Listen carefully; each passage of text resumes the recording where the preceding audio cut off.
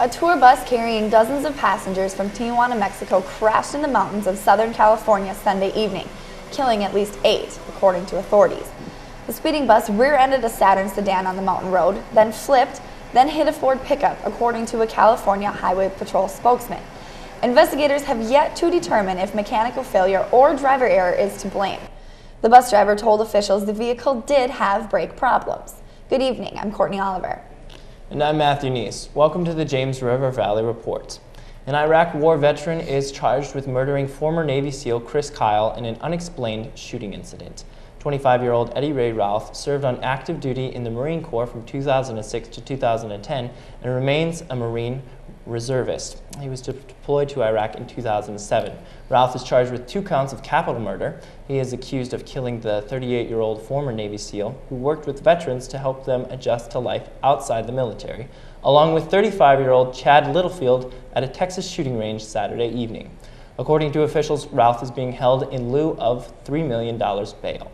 The investigation into the shooting continues. New Secretary of State John Kerry introduced himself today to his agency's employees after spending the weekend making connections with the world's leaders. Kerry spoke to Israeli and Palestinian leaders in phone calls, assuring them the Obama administration will continue to pursue a Mideast peace agreement. The department said he also spoke with counterparts in Japan, South Korea, Turkey, Canada, and Mexico. Kerry was sworn in Friday, succeeding Hillary Clinton in Obama's cabinet. President Obama called for the Boy Scouts of America to open its ranks to those who are gay. Boy Scout leaders are considering a vote this week on whether to change the group's long-standing policy. Obama made equal rights for gays and lesbians a central part of his second inaugural address last month. During his first term, Obama became the first sitting president to back same-sex marriage and formally end the military's "don't ask, don't tell" policy. Mexico's state-owned oil company found 2 more bodies amid the rubble of a headquarters building damaged by an unknown explosion. The find raises the death toll of Thursday's blast to 35 people, with 121 injured. Authorities suspect the cause to be an accident. The company, Pemex, was created in 1938. Today they have nearly 150,000 employees and in 2011 produced 2.5 million barrels of crude oil a day, with $111 billion in sales. A Pakistani schoolgirl shot by the Taliban remained defiant, arguing for girls' education today in her first video statement since she was nearly killed. 15-year-old Malala Yousafzai said she would keep up the same campaign that led to her attack. Malala was shot in the head by Taliban militants on October 9th while on her way home from school in Pakistan. The Islamist group said it targeted her because she promoted girls' education. Her neurosurgeon said she didn't suffer long-lasting cognitive damage and can hopefully return to school soon. A charity fund set up in her name for girls' education was launched in late 2012 with a $10 million donation from Pakistan. Scientists announced today that they have found English King Richard III's 528-year-old remains under a parking lot in an English city. Researchers said that tests on a battle-scarred skeleton unearthed last year proved beyond reasonable doubt that it is the king. He died at the Battle of Bosworth Field in 1485, with his remains missing for centuries. And after the break, Courtney Oliver has local stories, and Jessica Gulseth is in with the weather. Dash. When you say that's so gay, do you realize what you say? Knock it off. Learning how to kickflip 6 stairs takes determination. So will getting into college. I've got what it takes. So do you. Fargo Beer Company has secured a new home in the city that bears its name. One of the owners said a deal has been completed for a building on University Drive. The lease will officially begin March 10th. The beer is currently brewed in Black River Falls, Wisconsin. Fargo Beer Company hopes to change its name to Fargo Brewery by this summer. It is just the 2nd commercial brewery in North Dakota. Edmonton Brewing Company opened it in Bismarck last October. A worker in the western North Dakota oil patch has died of injuries suffered in an incident at a rig north of Watford City. The McKenzie County Sheriff says the 22-year-old man was struck in the chest by a piece of metal hydraulic equipment Thursday afternoon. The man suffered cardiac arrest while being flown to a Bismarck trauma center. Authorities are not releasing the man's name at the request of his family. They do not know where the man was from or what company he was working for. The Occupational Safety and Health Administration is investigating. A cover story in New York Times Magazine calls North Dakota the luckiest place on earth. The piece features an in-depth look at the state's oil boom and its impact on the land and people. It focuses on the influx of people and money and what is drawing outsiders in, as well as how North Dakota natives view themselves. Dickinson police are investigating the accidental shooting of a 3-year-old child at a mobile home court Thursday.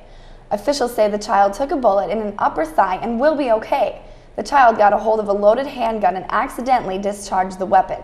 The case was forwarded to the state's attorney office.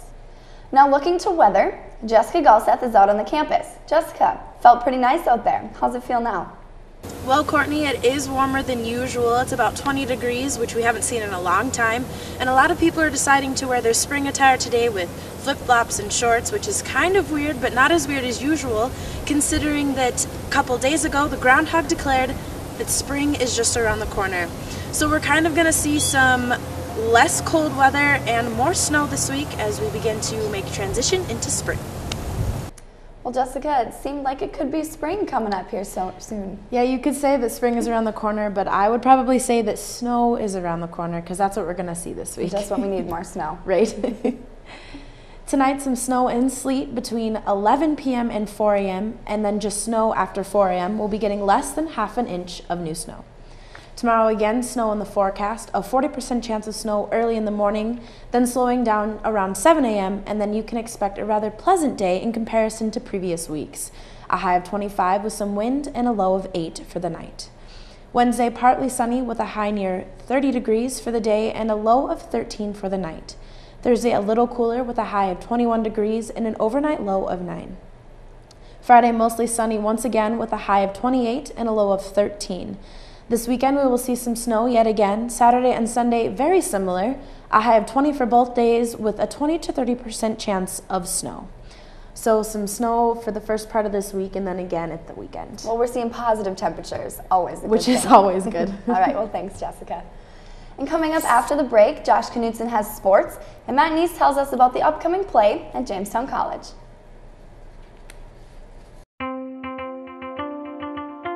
Severe weather can destroy a home in seconds. There's no time to think, only time to act. Have a kit so you're ready for any emergency. Develop a plan for what you and your family will do before disaster strikes. And stay informed during severe weather any way you can. It can be the difference between losing your possessions and losing your life. Just ask the owners of this house. Visit weather.com/ready and let the Weather Channel help you prepare your family for emergencies. Mom, can I have $1? I think my purse is upstairs on the bed. It's not here. Check the dining room. No, the upstairs closet. Moms everywhere are finding ways to keep kids active and healthy. Get ideas, get involved, get going at letsmove.gov.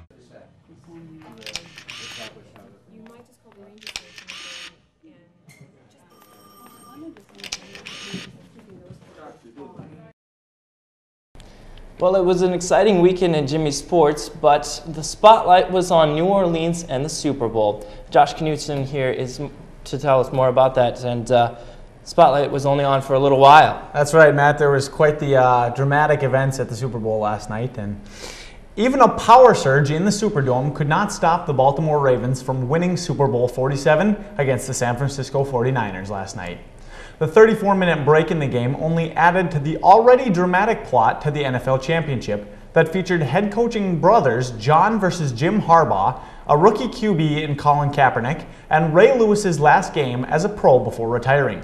At first, it looked as if the Ravens would win easily after jumping out to a 21-6 halftime lead that grew to 28-6 after a kick return touchdown by the Ravens' Jacoby Jones. However, when half of the Superdome lights lost their power, the 49ers gained theirs. Rookie quarterback Colin Kaepernick led the San Francisco 49ers on a comeback that came just short. The Ravens' defense held the Niners on a 4th and goal with just under 2 minutes left to play, and the Ravens were able to win the game 34-31. Ravens QB Joe Flacco received MVP honors for a stellar 22 for 33 and 287 yards passing with 3 touchdowns and no interceptions. And the New York Yankees must like North Dakota. On Friday, the team signed Sikeston, North Dakota native Travis Hafner to a 1-year contract worth $2 million. Hafner hit 12 home runs and 34 RBIs last year with a batting average of .228 in 66 games for the Cleveland Indians. Ironically enough, he is not the first native to play for first Cleveland and then sign with the Yankees later on in his career. Hafner joins the former Yankee great and Fargo, North Dakota native Roger Maris in this unique pedigree. And the Jimmy men's basketball squad was in action Saturday in Madison, South Dakota. The Jimmies made a dismal 7 of 25 field goals in the second half after shooting 50% from the floor in the first half. The Jimmies' poor second half shooting led to a 74-62 loss to Dakota State. Brashawn Tucker led the Jimmies with 14 points and was followed by Mark Hogue and Devin Thomas with 12 and 11 points respectively. And the Jamestown College men's indoor track and field team finished 6th out of 7 teams Saturday at the Cobber Open in Moorhead, Minnesota. The Jimmies were able to take first place in the 4x400 meter relay with a time of 3:13.13. Jamestown College junior Garrett Tenney took second in the weight throw at 51 feet 6 1/4 inches and was followed by senior Mike Finley with a toss of 49.7. The women's basketball team was in action against rival Valley City State University on Wednesday of last week. The 15th ranked Jimmies were able to easily defeat the number 24 Vikings 81-64 with the help of a 25-point halftime lead that at one point became 29 points. Hannah Steele had another great game, leading the team with 17 points. The other Jimmies in double figures was Bridget Schoeneman with 14. Jamestown will have a chance to beat their rivals again in a rematch game this Wednesday at the Civic Center. And the Jimmy women again were able to cruise to another comfortable win after being ahead by over 20 points at halftime. This time against Dakota State on Saturday, beating the Trojans 82-70. Jamestown was led in scoring by Kayla Remick and Carly Jensen, who both had 14 points. Junior Hannah Steele was also in double figures with 12 and had 11 assists to round out her double-double for the night. The Jamestown women's track and field team had a day of personal best performances in their Saturday meet at Concordia College. Junior Eliona Reyes ran her first race of the season and came out with a first place in the 1,000 meters. Freshman Emerald Juritza placed second in the pole vault with a height of 10 feet. The Jimmies head to Fargo next weekend for a meet at the NDSU Bison Open. And Matt, that wraps up quite a busy weekend in sports, both for the Jimmies and definitely for the NFL. Well, thank you, Josh. It sounds like the Jimmy women are steamrolling ahead, and some interesting numbers were released by Nielsen earlier today that say that last night's Super Bowl game was maybe the third highest rated program ever on television. I believe it after all that went down last night. All right. Well, thank you, Josh. And finally, the Jamestown College Theater presents the Pulitzer Prize-winning play Doubt, a Parable by John Patrick Shanley. We caught up with Jamestown Director of Theater, Mike McIntyre, who had this to say about the production. During this time of year is when we usually choose to do our smaller cast shows, and so I'm always looking for pieces that are great material to work with and hopefully, in many cases, touching or inspiring or just thoughtful in one way or another. And this is a fairly new play which has been popular really around the country and performed quite a bit. It's a piece that deals with pretty universal subjects. One of the things I usually identify with dramas that I think have power and poignancy to the audiences is if it makes you not just regard what these characters are going through, but makes you stop for a minute and think about your actions with other people. We perform February 7th, 8th, 9th, Thursday through Saturday, 7:30 p.m. in the Ryland Fine Arts Center, and tickets are $7 to the public. That's the James River Valley Report for this Monday, February 4th. For Courtney Oliver, Jessica Gulseth, and Josh Knutson, I'm Matthew Nies. Thank you for joining us. Good night.